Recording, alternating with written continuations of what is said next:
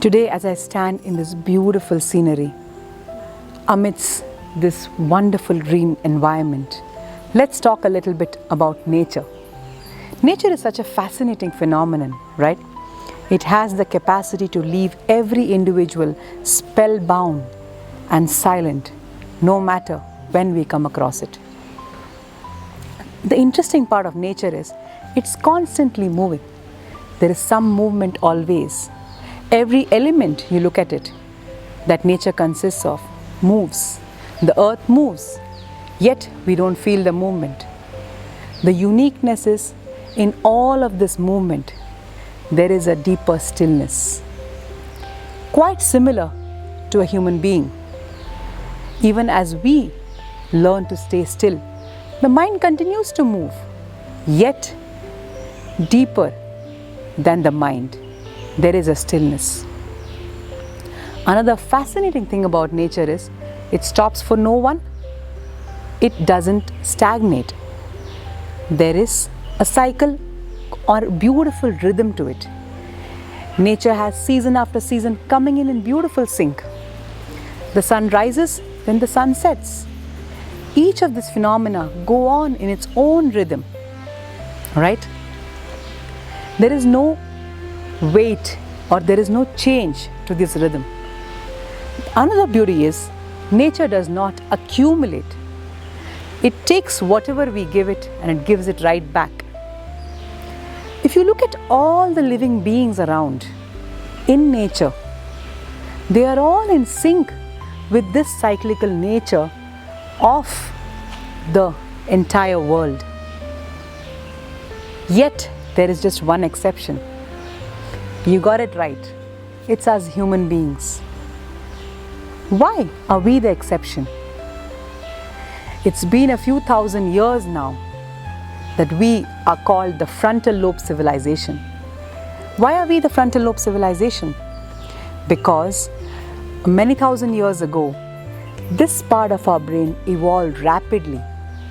As this part of the brain evolved, a lot has changed for us human beings. The mind and its power is the most discussed and debated phenomenon in most discussions, in most, be it psychology or be it spirituality or be it philosophy. The mind has advantages as well as disadvantages. If you look at the disadvantages which we talk about so much, the mind always tends to keep us locked in the past or in the future. Yet where does nature exist? It exists now, right now. Many of you would have experienced when we move out from our busy lives in the cities and we go to somewhere where there is an abundance of nature, could be the mountains, could be the ocean, could be just a huge plantation of greenery. We tend to go quiet. That's the power of nature. The mind doesn't allow that in everyday life. Yet, there is a deeper part or an advantage to this, to our frontal lobes, right? What is that?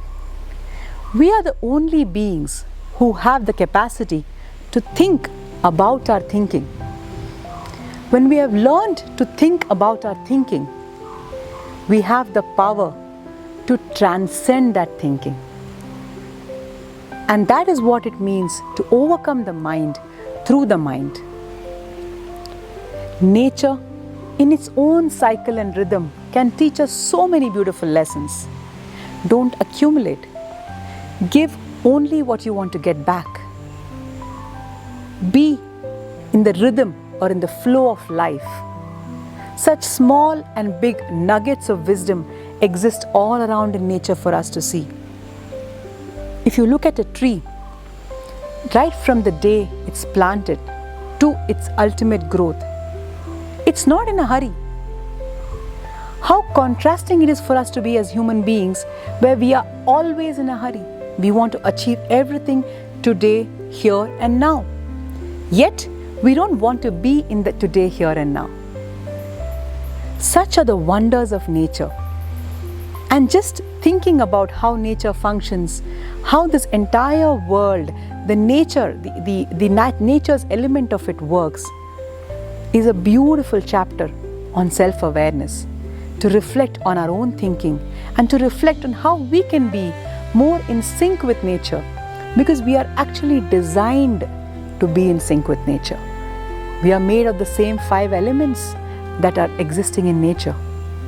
When we start learning more and more to be in sync with nature, it's a way of learning to be more and more in sync with our inner self. And that, my friends, is where we can really find true peace and joy.